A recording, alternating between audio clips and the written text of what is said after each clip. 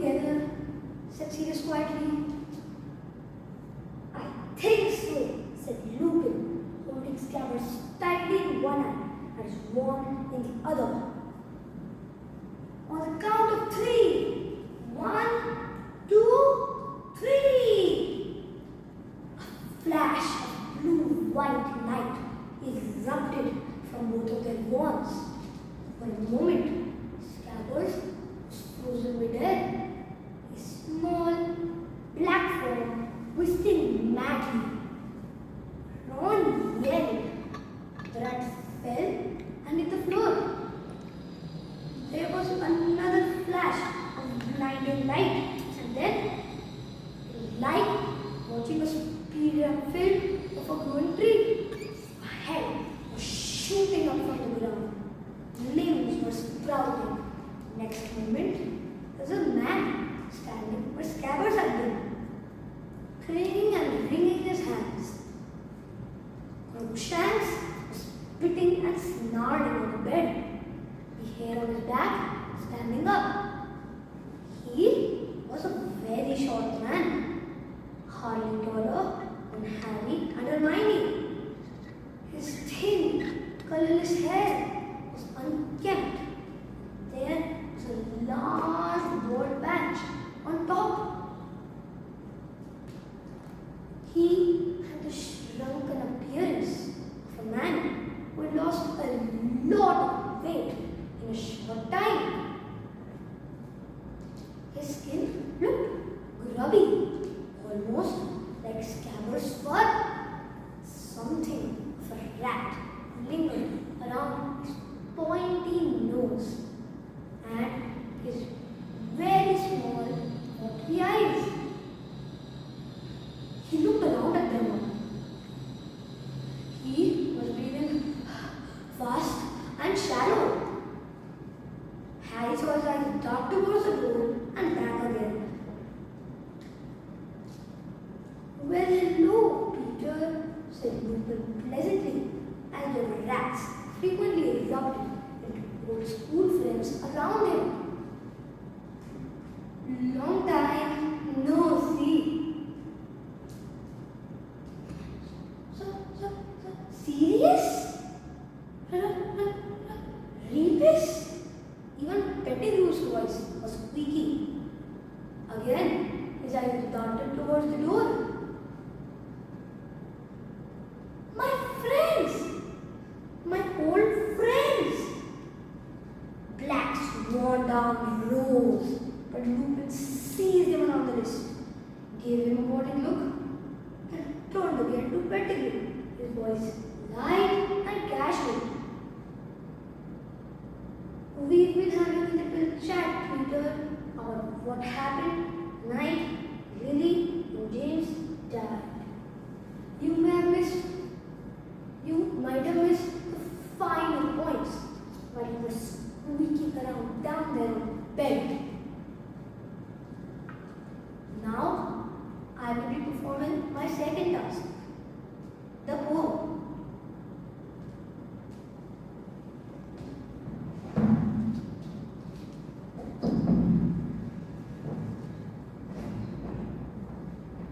No animal is half as wide as Crocky Walk, the crocodile. On Saturdays, he likes to crunch 6 juicy children for his lunch. He especially enjoys just 3 of each, 3 girls, 3 boys.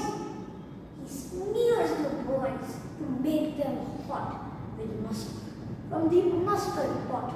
But mustard doesn't go with girls. Tastes all wrong with plates and curls. With them, what goes really well is butterscotch and caramel. It's such a super marvelous treat. When boys are hot and girls are sweet. That's at least Crocky's point of view. He ought to know he's had a few. That's all for now. It's time for bed.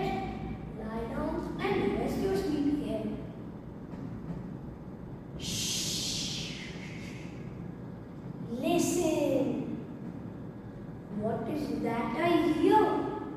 Gasping softly up the stair. Go lock the door and fetch my gun. Go on, child. Hurry, quickly run. No, stand back. He's coming in.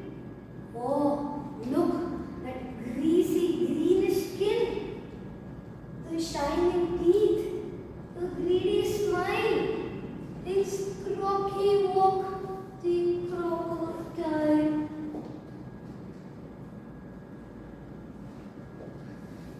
Now, I'll be performing my third task, the expressive reading task.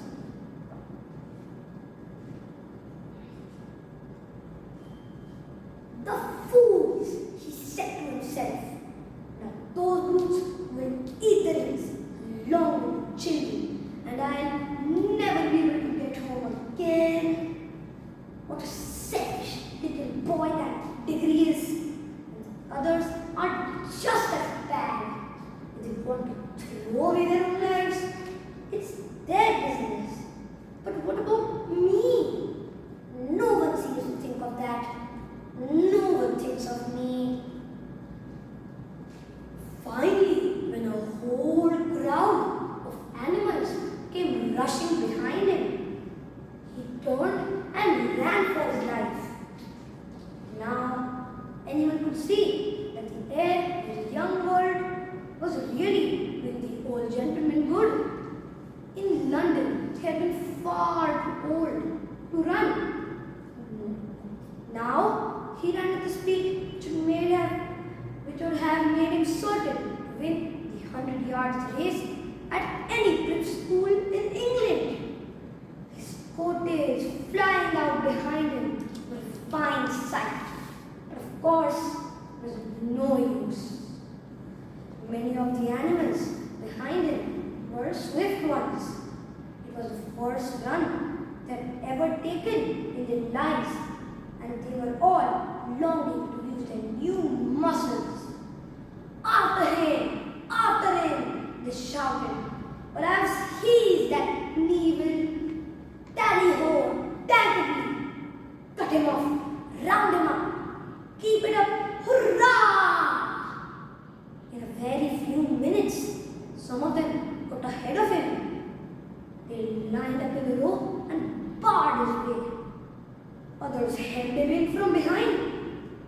Wherever he looked, he saw terrors, antlers of great eggs, and the huge face of elephant towered over him. Heavy, serious-minded bears and boars grunted behind him. Cool-looking leopards and panthers with sarcastic faces stared at him and waved their tails. What struck him the most of all was the number of open mouths. The animals had opened their mouths to pant. He thought they had opened their mouths to eat him.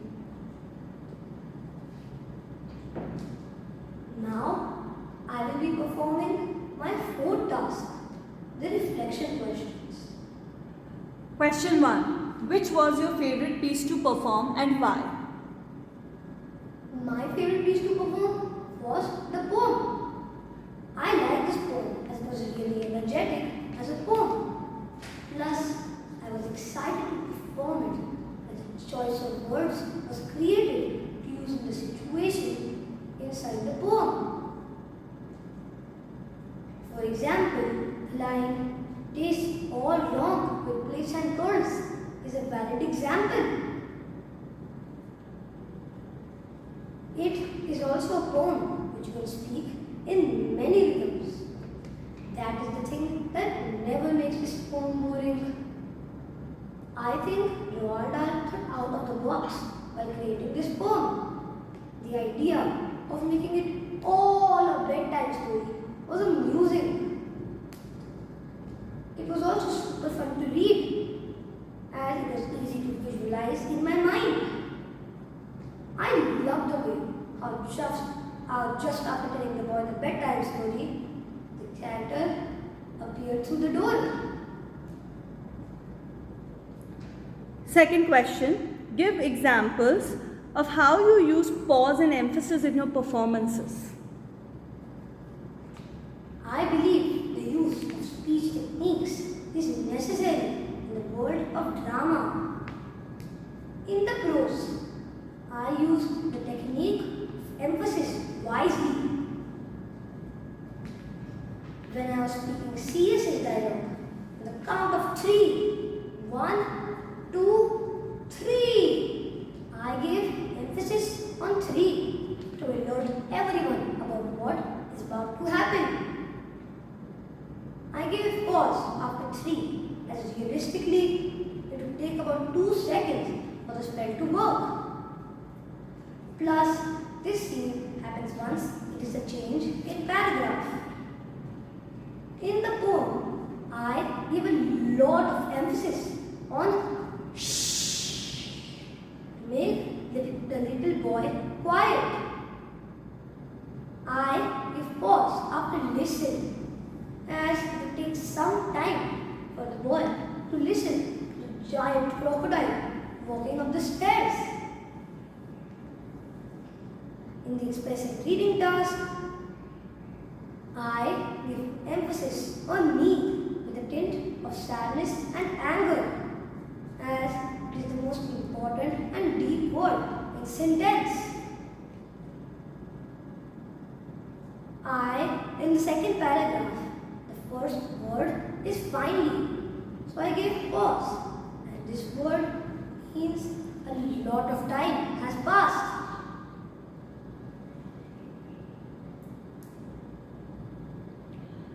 Third question, how did you use your voice and body to bring one of your pieces to life?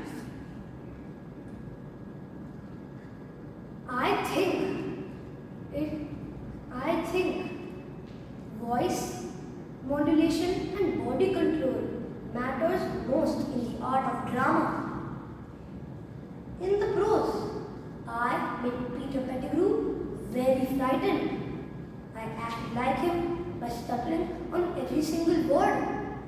I made him so frightened that he was shaking when he saw Sirius and Lupin. I gave a position in the room to each character on stage. Crookshanks was on the front right part of stage. Sirius and Lupin stood in the middle. Peter Pettigrew stood in the front middle part of stage. I made Lupin speak very pleasantly with Peter. I made a narrator copy how the characters would act. With all these simple steps, I turned this scene